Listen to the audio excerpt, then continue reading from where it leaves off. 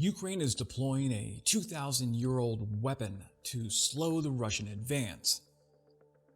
In the realm of area denial warfare, often the goal is not to prevent the enemy from advancing, but to severely restrict, slow down, or endanger the invader. In other words, sometimes it's enough to simply make the act of advancing a miserable chore for the enemy. Hello, my friends, Wes O'Donnell here, veteran of the U.S. Army and the U.S. Air Force, and I'm constantly amazed at the battlefield ingenuity coming out of Ukraine.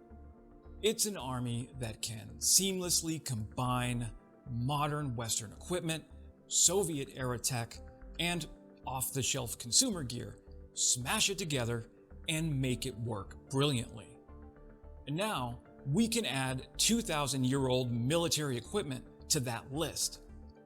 I wrote about this in 2022 on Medium, but now, 2 years later, we're starting to get confirmation that this weapon is making the invaders' lives miserable. Polygenes of Macedonia, writing 500 years after the fact, claimed that at the Battle of Gaugamela in 331 BCE, Persian King Darius III sowed the ground in front of his army with crow's feet in an attempt to restrict Alexander the Great's freedom of movement. Of course, we know now that Alexander won the day, but many historians now believe that Darius's crow's feet were in fact caltrops. The original caltrop was nothing more than a wooden ball from which 4 metal spikes projected in such a way that when 3 of the spikes were on the ground, the 4th was always pointed upwards. As you might imagine, this puncture wound in the feet of soldiers or the hooves of the cavalry would result in a painful, debilitating, and hard to heal injury, which could result in a serious infection or even a slow death back then. The injury was so nasty that the Greeks declined to apply poison to the spikes. They found that they were sufficiently deadly just left out in the dirt and exposed to the elements. So even the ancient Greeks said, "Sir, should we put poison on these spikes?" To which the reply was, "Nah, they're good enough, just let them get rained on and they're going to be deadly on their own." At a bare minimum, it would slow down an army while the soldiers were distracted looking for caltrops and sap their morale in the process. Caltrops would reappear throughout history, making an appearance in the Hellenistic monarchies that followed Alexander, the Roman Empire, the Chinese dynasties, and numerous European wars in the Middle Ages, and were even brought to the New World by English settlers at Jamestown to discourage surprise attacks by the Native Americans. In China, although eventually forced to surrender to the invading Mongol armies of Genghis Khan, the Qin fortress of Chuyangkan was effectively defended against the Mongols for more than a month, thanks to the humble caltrops that were employed as a defensive measure. In modern history, UN forces in Korea used caltrops to slow the advance of Chinese forces wearing their sneaker-adjacent footwear. Both the Axis and the Allied powers used caltrops during World War II, and a German version, known as the crow's foot, could be dispersed by air over roadways and airfields. Symbolic reminders of the caltrop's significance are still evident in the U.S. Armed Forces today. The insignia of the U.S. Army's 3 Armored Corps, for example, is a blue caltrop, and the 3rd Marine Division's unit insignia also incorporates a caltrop. Now, this ancient area denial weapon is making its grand comeback behind Russian lines in Ukraine. Ukraine has been using drones to scatter caltrops in the paths of Russian convoys. Once a vehicle's tires have been destroyed and the vehicle temporarily disabled, Ukraine will hit the vulnerable Russian truck with a cheap FPV drone or artillery. Judging from the video, Ukraine's caltrops appear to be nothing more than small sections of rebar welded together and sharpened to a point. Technically, caltrops are non-lethal, which means they don't qualify as booby traps under the DoD's rules of war.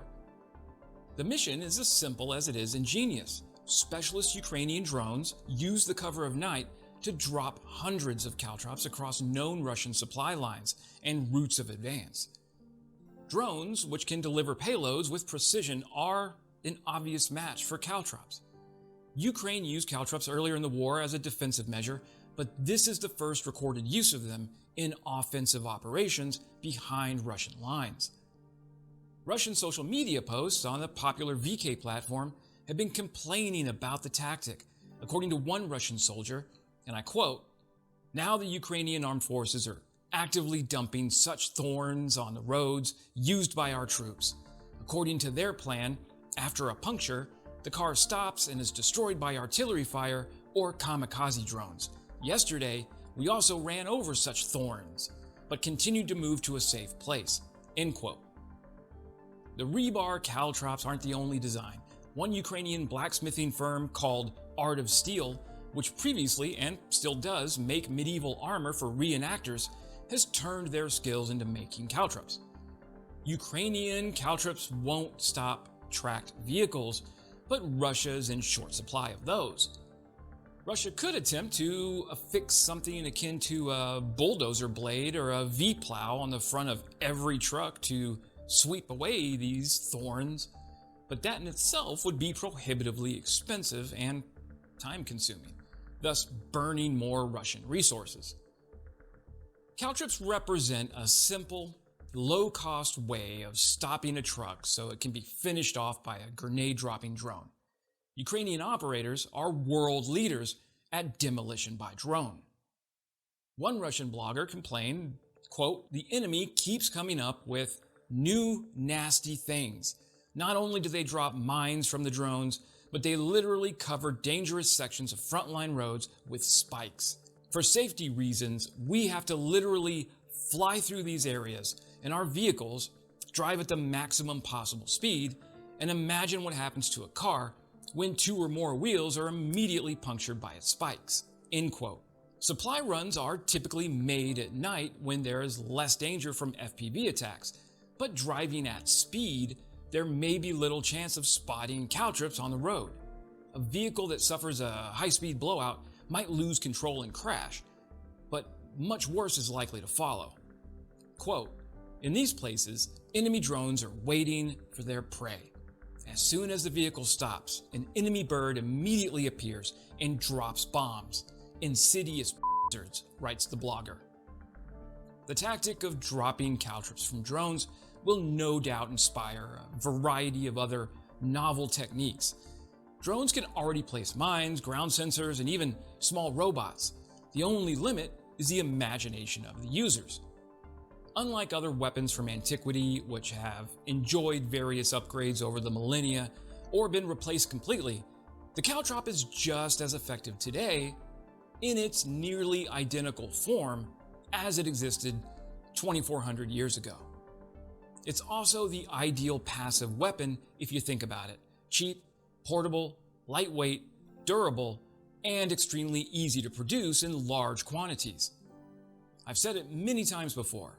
If you're a long-time watcher, you know how I feel about Ukraine's MacGyver army and the ingenuity on display as they defend their homeland.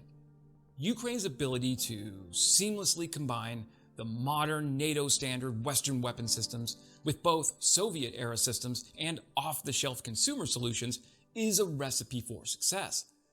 These innovations will be in high demand when this war is over.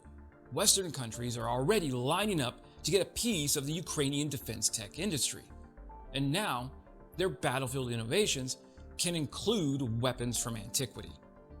And perhaps most important, anything that slows down Russia's advance in eastern Ukraine while Ukraine takes delivery of new Western equipment before the new year is a great thing. These diminutive pieces of metal are slowing Russia's supply lines and preventing crucial food, fuel, and ammo from making it to Russian soldiers on the front. Every disabled Russian vehicle means Ukrainian lives are saved. And that's pretty good for a 2,000-year-old weapon. That's it for today. Subscribe if you're not already because it really helps the channel grow and it makes me feel like a big shot. I mean, more subscribers helps me combat Russian disinformation. As always, glory to Ukraine, glory to the heroes. Slava Ukraini.